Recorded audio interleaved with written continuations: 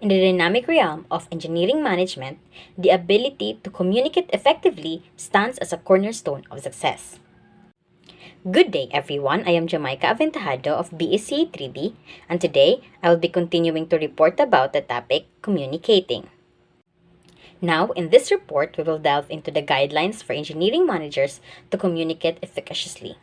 So we have 7 guidelines, but we will first tackle about the first 4 ones. First, we have know what to say and say what is meant. Second, we have understand the audience. Third is secure attention. Then the fourth one is obtain understanding. So now let us first focus on knowing what to say and saying what is meant.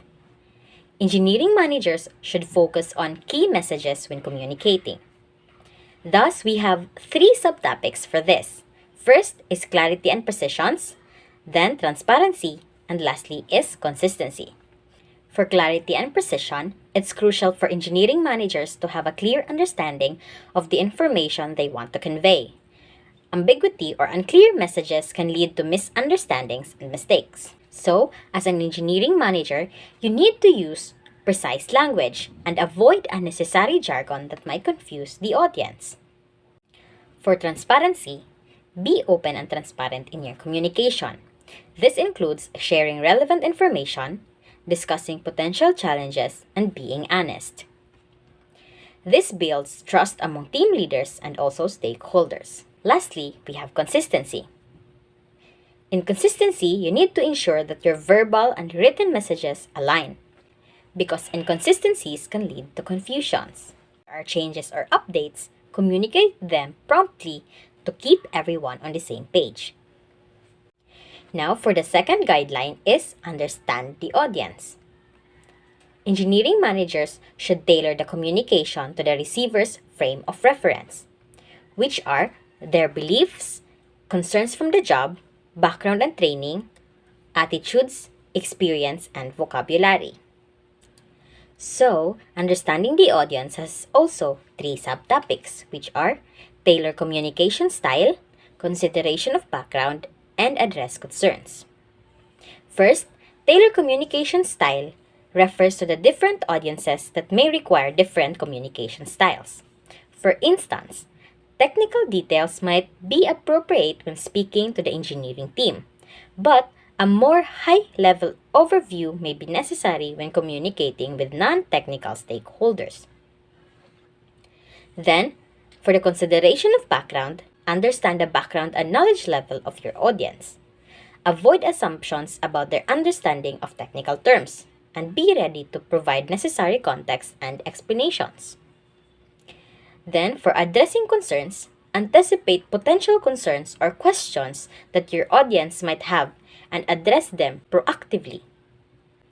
This demonstrates foresight and helps in avoiding misunderstandings.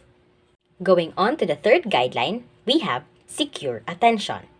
Note that engineering managers should try to appeal to the receiver's interests, anticipate and overcome emotional objections like fear, distrust, and suspicion. Also, talk in the receiver's terms, and lead from the present to the future, the familiar to the unknown, and the agreeable to the disagreeable. This also has 3 subtopics, which are engaging communication, timing, and interactive communication. First, engaging communication uses engaging and dynamic communication techniques to capture and maintain the attention of your audience. This could involve using visuals, anecdotes, or real-world examples to illustrate key points. Then timing.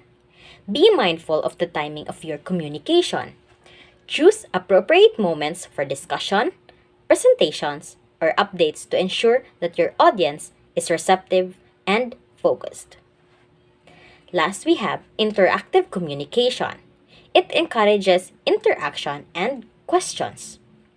This not only helps engaging the understanding of the audience, but also fosters a culture of open communication. Now, for the fourth guideline and last for my report is obtain understanding.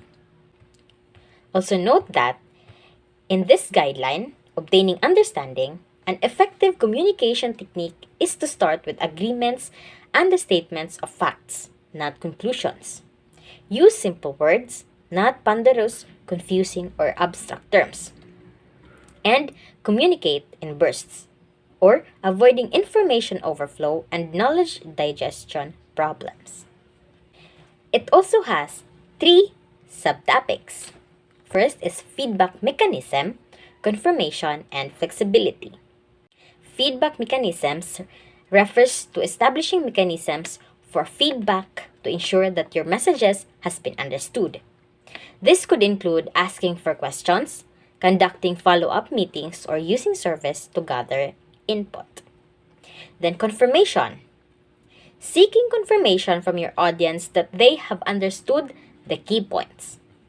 This can be done through verbal acknowledgement, follow-up emails, or other means of communication. Then flexibility. Be flexible in your communication approach. If it becomes apparent that the messages is not being understood as intended, be prepared to adjust your communication strategy to better align with the needs of your audience. Report about the first 4 guidelines for engineering managers to communicate efficaciously. Again, we have first, know what to say and say what is meant. Then, understand the audience. Third is secure attention. Then fourth is obtain understanding. Again, I am Jamaica Aventajado, and the next reporter will report on the 3 remaining guidelines for engineering managers to communicate efficaciously. Thank you.